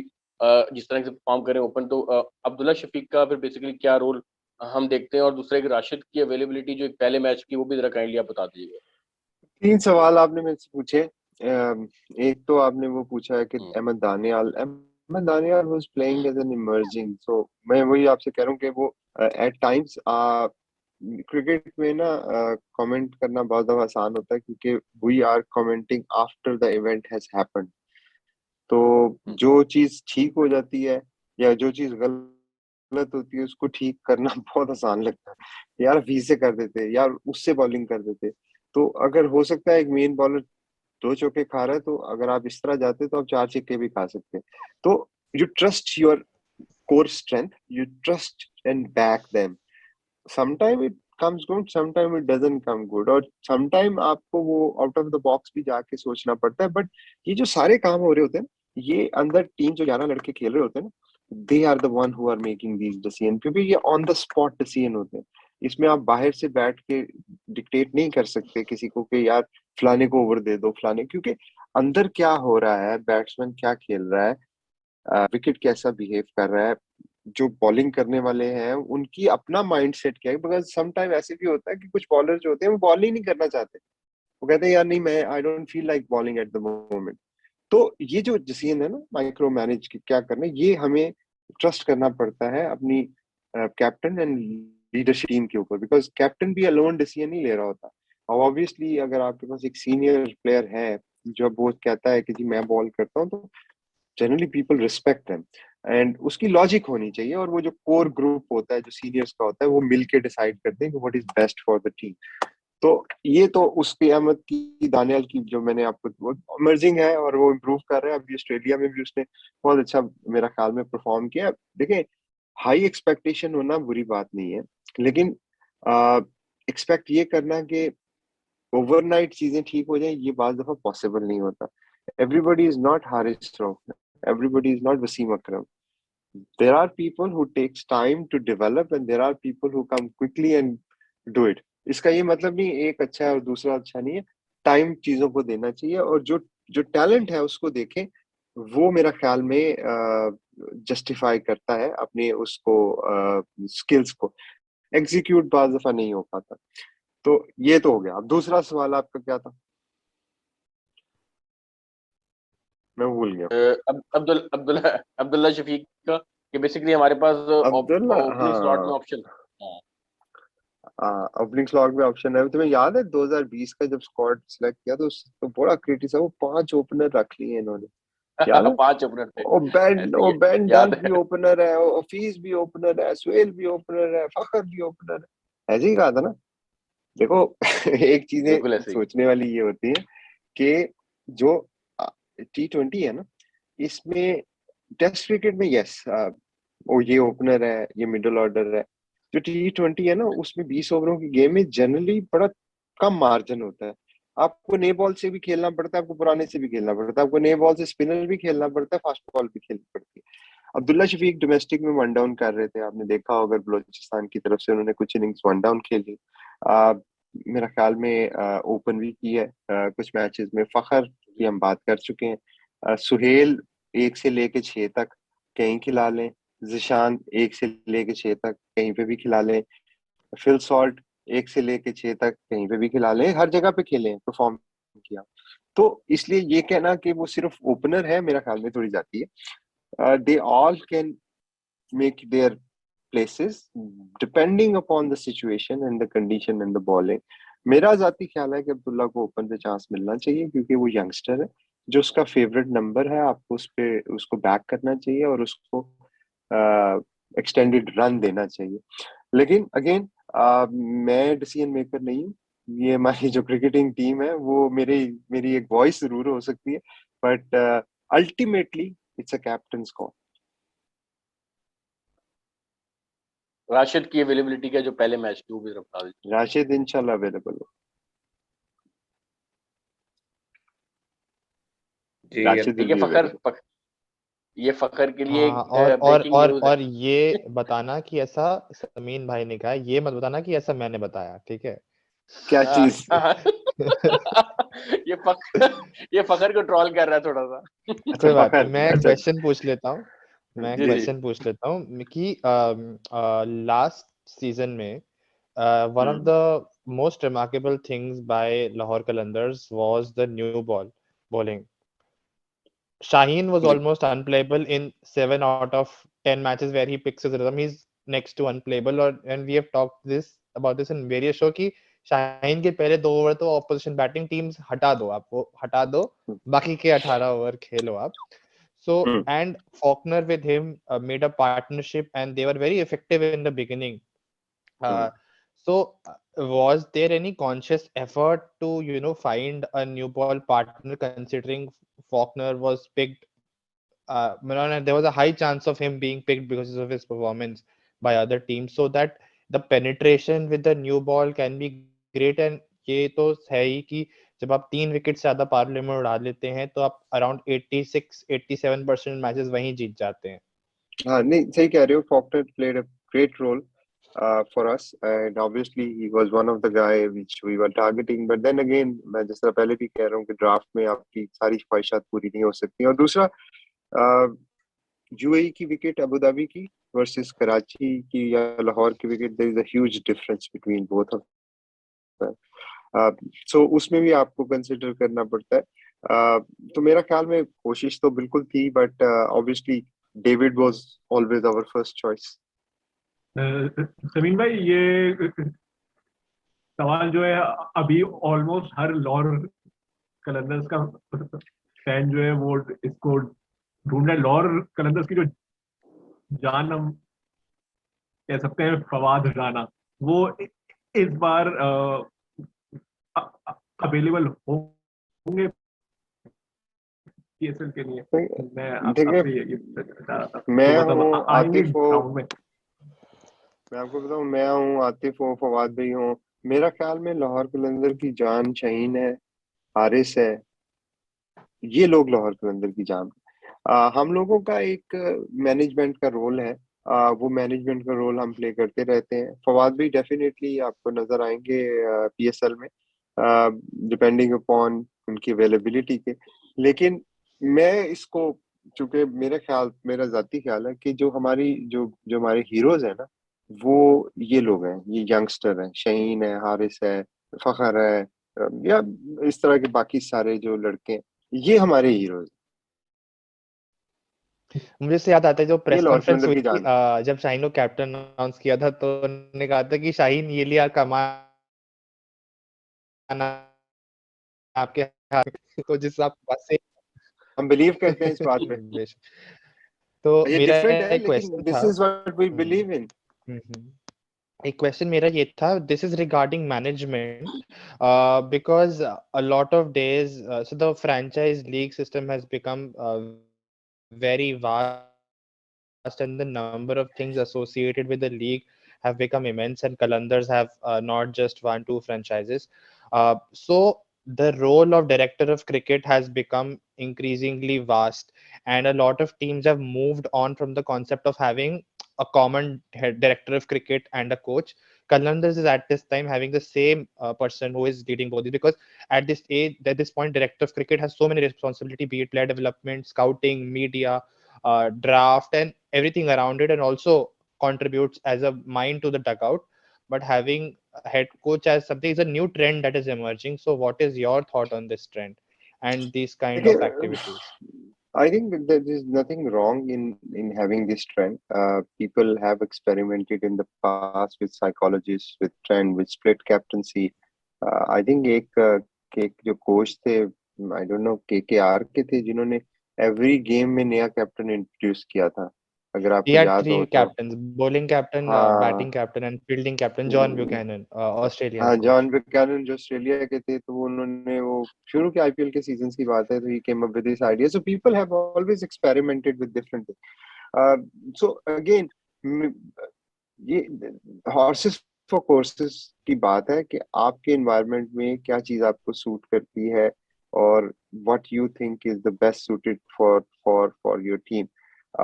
No disrespect to anyone, कोई सही गलत नहीं है, लेकिन ये जो director cricket operation, obviously IPL जो है ना, वो it has reached to a very different level in the sense from a brand perspective. और बहुत सारी चीजें वहां पे जो है वो उसी कॉन्टेक्स्ट में भी हो रही होती हैं.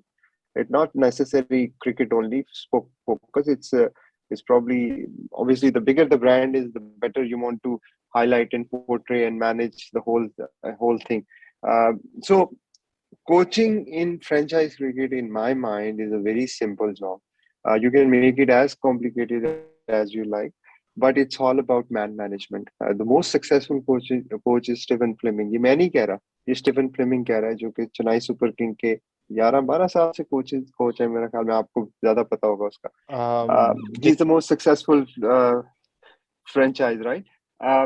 And if you read him, and if you follow him, and if you understand from him, it's he made things very simple. And the most simplistic thing about his philosophy is the coaching is all about knowing your players, which is man management in the franchise cricket context. मैं उनसे काफी inspire हूँ, Steven Fleming से मुलाकात भी हुई है, उनसे बातचीत भी हुई है.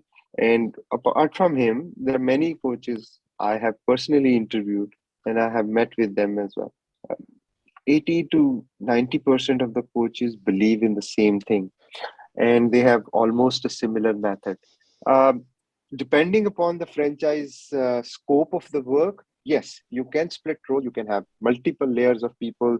एक director है, एक player acquisition manager है, एक head coach है, एक bowling coach है, एक fielding coach है, एक ऐसे ही coach है. वो तो आपकी मर्जी है, जो मर्जी रख लो. लेकिन जो जनरली मेरा ख्याल में जो चीजें आप टारगेट कर रहे होते हैं ना, वो सिंप्लिसिटी है. And I think in simplicity, at the core of it, is knowing your player. And for me, the best person who is eligible to do a job is the one who knows his player and obviously knows cricket.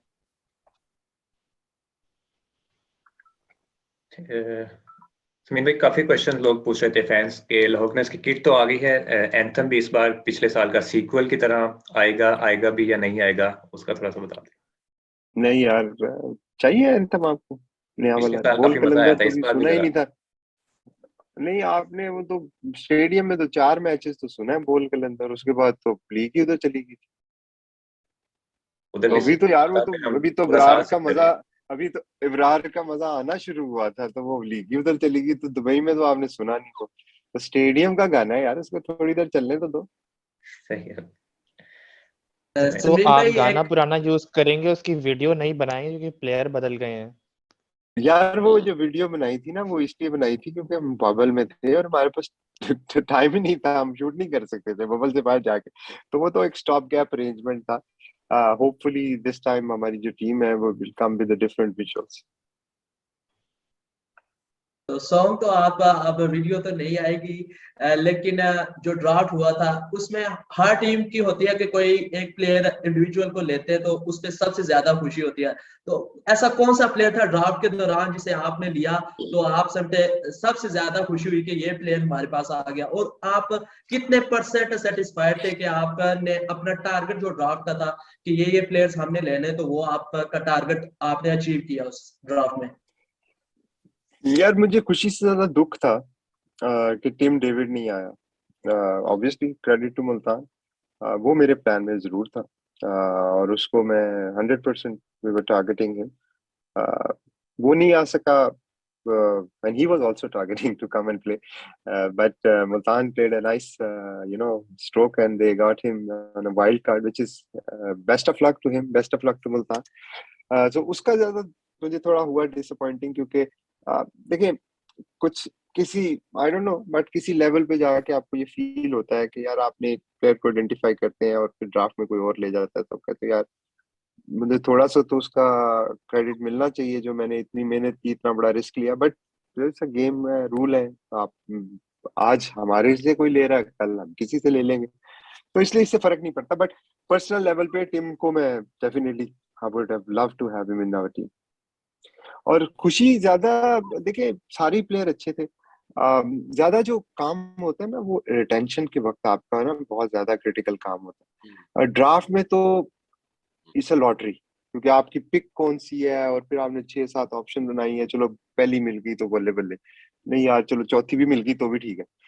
जो retention है ना वो बहुत important होती है, वहां पे आपका सही न्यूक्लियस जो होता है ना वो आइडेंटिफाई हो रहा होता है कि आप कि आपका क्या माइंडसेट है, आप किस माइंडसेट से खेलना चाह रहे हैं। तो ड्राफ्ट पे काफी मेहनत होती है, उससे पहले जो रिटेंशन है उसमें बहुत मेहनत होती है। और अब आजकल रिटेंशन में नई चीजें आ गई हैं, कुछ और टीमें पोक भी करती रहती हैं प्लेयर्स को कि ये ले लो, ये ले लो, हमारे पास आ जाओ, हमारे पास आ जाओ।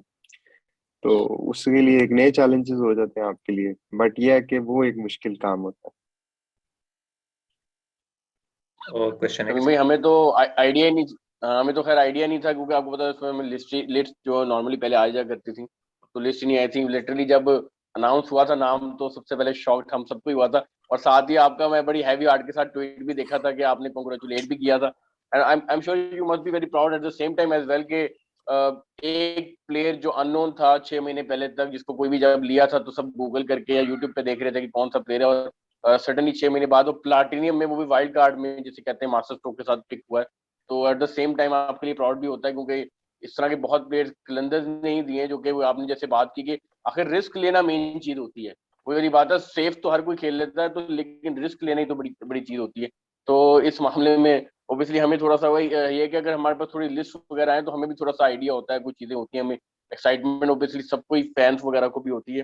तो इसमें थोड़ा सा मैं ये भी करूंगा कि अब आगे ऑक्शन की तरफ भी जा रही हैं चीजें, तो थोड़ा सा कमेंट इस बारे में भी चाहूंगा कि आप क्या समझते हैं कि ड्राफ्ट के बाद ऑक्शन, वो भी ऑब्वियसली एक लिमिटेड पर्स के साथ, किस तरह आप देख रहे हैं कि आपको लगता है ये मॉडल ज्यादा सक्सेसफुल है या फिर वो अगला मॉडल सक्सेसफुल हो सकता है इसमें? है। पर्सनली मैं Umar, I am a very big fan of auction, and I always wanted auction, क्योंकि उसकी वजह ये होती है कि देखो फिर जो ऑक्शन में ना आप टेबल पे लड़ के लेते हो, तो वो जो महलाती साजिशें है ना वो बंद हो जाती है।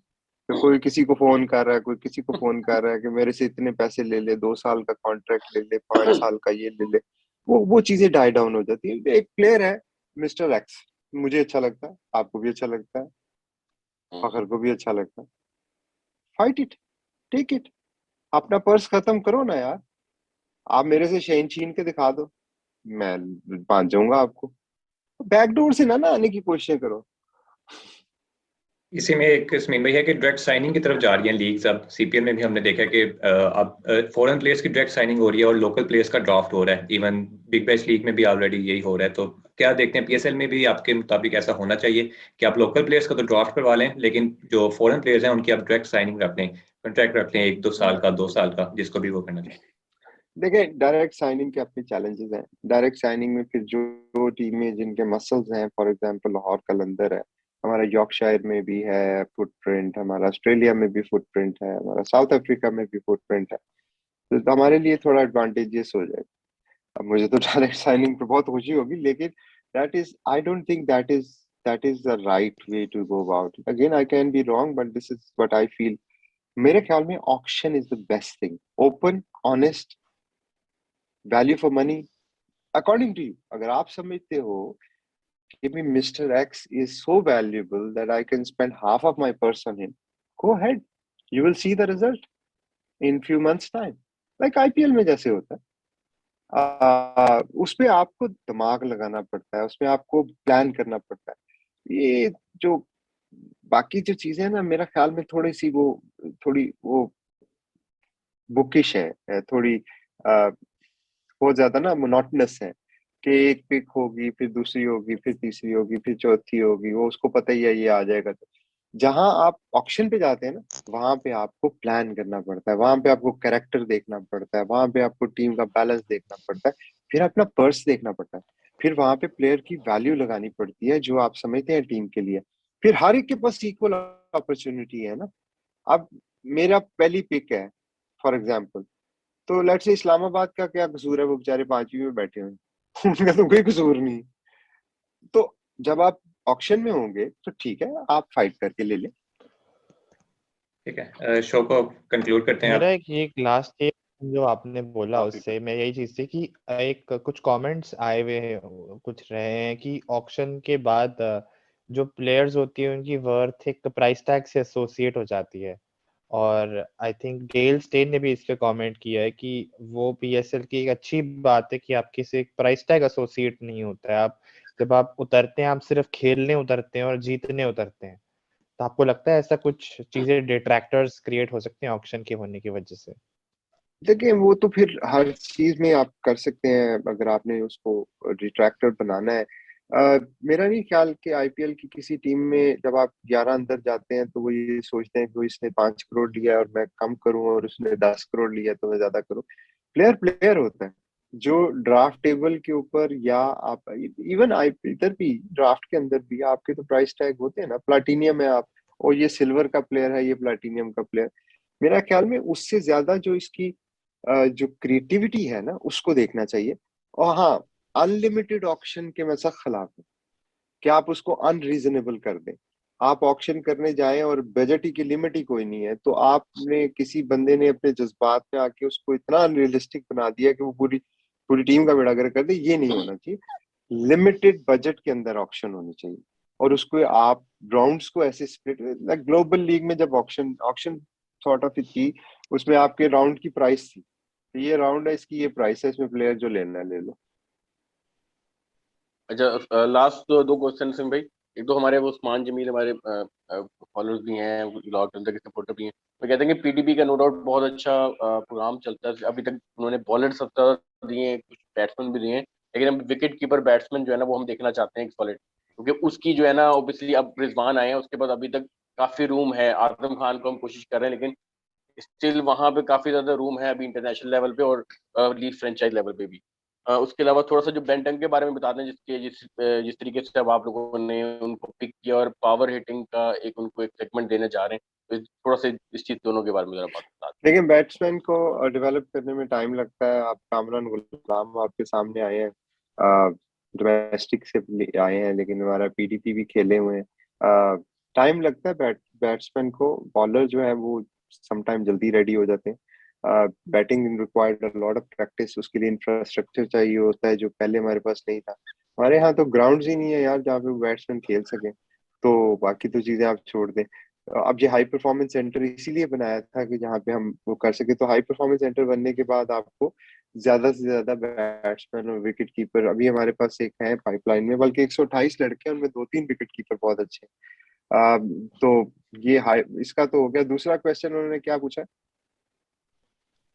दूसरा क्वेश्चन बेंटन के बारे में कि उनको हमने ऑब्वियसली बैंडक। फॉलोअप के लिए भी लिया है और उनको एक नया रोल भी देने जा रही है पावर हिटिंग Yeah, कोच ये जैसा। एक we're trying to experiment a new thing, and I think this is something which he can add value to, because he's coming as a replacement for Phil Salt. Ben का और लाहौर कलंदर का जो relation है वो we all know that, and I remember fan was very upset when he was not picked. But there are certain areas जहाँ पे आपको tough calls लेने पड़ते हैं, and it is not for anything else, it's for the betterment of the team. तो I think Ben ने जो, मैंने पर्सनली भी देखा कि 2020 का जो सीजन था, Fakhar was struggling and Ben was in amazing form. तो मैंने बेन से बल्कि रिक्वेस्ट किया था कि आप फखर को थोड़ा सा नेट्स पे टिप्स करें या हेल्प करें। तो वो एक उसका आपने शायद वीडियो भी देखी होगी। और उसके बाद फखर की परफॉर्मेंस बहुत बेहतर हुई थी। तो बेन के अंदर वो एबिलिटी है to communicate and to guide. And आजकल जो क्रिकेट है उसके अंदर ये पावर हिटिंग एक प्रॉपर स्किल बनती जा रही है। इसके लिए आपको बकायदा प्लानिंग करनी पड़ती है, आपको सिर्फ नेट्स के अंदर बॉलिंग मशीन्स के ऊपर खेल के पावर रेटिंग नहीं आती। तो Ben is also a good person in terms of communication, in terms of sharing his knowledge, because we have seen that he is doing it, and obviously he's a wonderful person as well. ठीक है, last अब conclude करते हैं। स्मिन भाई, famous quote है cricket का कि batters win you matches and bowlers win you tournaments. हमारे पास दुनिया की बेस्ट बॉलिंग लाइनअप मौजूद है, अल्लाह का शुक्र है। लास्ट सीजन भी थी, लेकिन लाहौर कलंदर्स पे ये कोट आके भी फेल हो गया था पिछले सीजन। तो इस साल क्या हमें ये कोट पूरा होता हुआ दिखाई देगा? क्या उम्मीद रखें हम लाहौर कलंदर्स से कि क्या वो वही टीम अब रह गई है जो कि ट्रॉफी को हाथ नहीं लगा पाई? तो क्या फैंस तो कर रखें इस साल अपनी लाहौर कलंदर्स की टीम से? देखो, कोर्ट से अगर जीतना होता ना तो वो तो फिर बड़ा आसान हो गई थी काम यार। फिर तो कॉपी पे क्रिकेट खेल लेते हैं, वो जीत जाएंगे जल्दी। क्रिकेट को पसंद इसलिए हम सारे करते हैं क्योंकि cricket is the glorious game of uncertainties. आपने बचपन में सुना होगा, मैंने तो सुना था। And that's why we love this game. हार और जीत जो होती है ना, वो is a combination of many things. It's not कि आपने ड्राफ्ट में अच्छी टीम बना ली तो आप जीत गए। तो यार इतना आसान होता तो क्रिकेट देखता ही कौन, और स्पेशली T20 और शॉर्टर फॉर्मेट में। लेकिन टेस्ट मैच में हो ना, जिम्बाब्वे तो नहीं, मतलब कोई छोटी टीम और लेट्स से ऑस्ट्रेलिया खेल रहे हैं, हाँ आप कहते हो यार ये जीत जाएगी। T20 में कोई टीम हल्की नहीं है, और जब 20 प्लेयर होते हैं ना तो फिर हर टीम स्ट्रांग। तो ये नहीं है कि लाहौर की टीम बहुत स्ट्रांग है और बाकी टीमें सारी स्ट्रांग नहीं है, और हमारे पास 3 बॉलर हैं तो हम पता नहीं क्या कर देंगे। We know our limitations and we are very grounded. Our purpose is to focus, try to win each game. That's our focus. अब वो हम 6 जीत पाते हैं या 10 जीत पाते हैं, उसमें बहुत सारे चैलेंजेस भी आएंगे।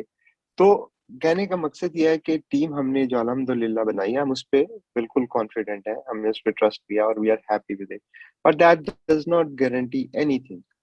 इसका कोई मकसद नहीं है कि हम टूर्नामेंट जीत गए या हम ये समझ रहे हैं कि जी हमारा तो किसी से मुकाबला ही नहीं है। ये और ये जो पाकिस्तान सुपर लीग है, इसमें कंपटीशन का लेवल बहुत स्ट्रांग है। यहाँ पे जो क्वालिटी ऑफ क्रिकेट होती है वो बहुत स्ट्रांग होती है। Anything can beat, any team can beat anyone on a given day. अगर 25 पे 5 इस्लामाबाद के आउट होते हैं और आसिफ अली जो है वो 140 150 तक ले जाते हैं, वही बॉलिंग थी, शाहीन आरिस और राशिद तीनों थे। तो कोर्ट से या इससे चीजों से मैच नहीं जीते जाते। मैच जीते जाते हैं आपको planning, hard work, believe and then luck. So let's hope, and I am very hopeful कि दिस टाइम हमारी प्रेपरेशन भी अच्छी है, कैंप भी हमारा जल्दी लगा है। We have a new captain who's energetic, who's passionate, who's exciting. We have a core of our group which is being there for last 2 years. So there is no issue regarding gelling the team और जो होते हैं ना एक दूसरे को understand करना, role clarity. I think these are our strength, and we have experience, we have youth, and these are the things which will make us confident. But on a given day, anything can happen. ठीक है, इसी बात पे conclude करते हैं। Last 20 seconds कुछ रह गए हैं। बहुत बहुत शुक्रिया समीन भाई, आपने एक बार फिर से हमें टाइम दिया, और बहुत बहुत शुक्रिया उमैर भाई, अदनान, जामिन विशेष हमारे साथ मौजूद थे। बहुत मजा आया, और इंशाल्लाह हम बेस्ट ऑफ लक कहेंगे लाहौर कलंदर्स को। इस बार लाहौर कलंदर्स काफी अच्छी क्रिकेट खेले और जितना बेस्ट हो सके उनसे वो अपने फैंस को एंटरटेन भी करे। तो यहाँ करते हैं शो को एंड। उम्मीद है आप लोगों को पसंद आया होगा। मजीद वीडियोस लेकर आपके खेतों में शोज लेकर आते रहेंगे, तो अपना ख्याल जरूर रखिएगा। अल्लाह हाफिज। अल्लाह Thank you. #. Thank you so much भाई।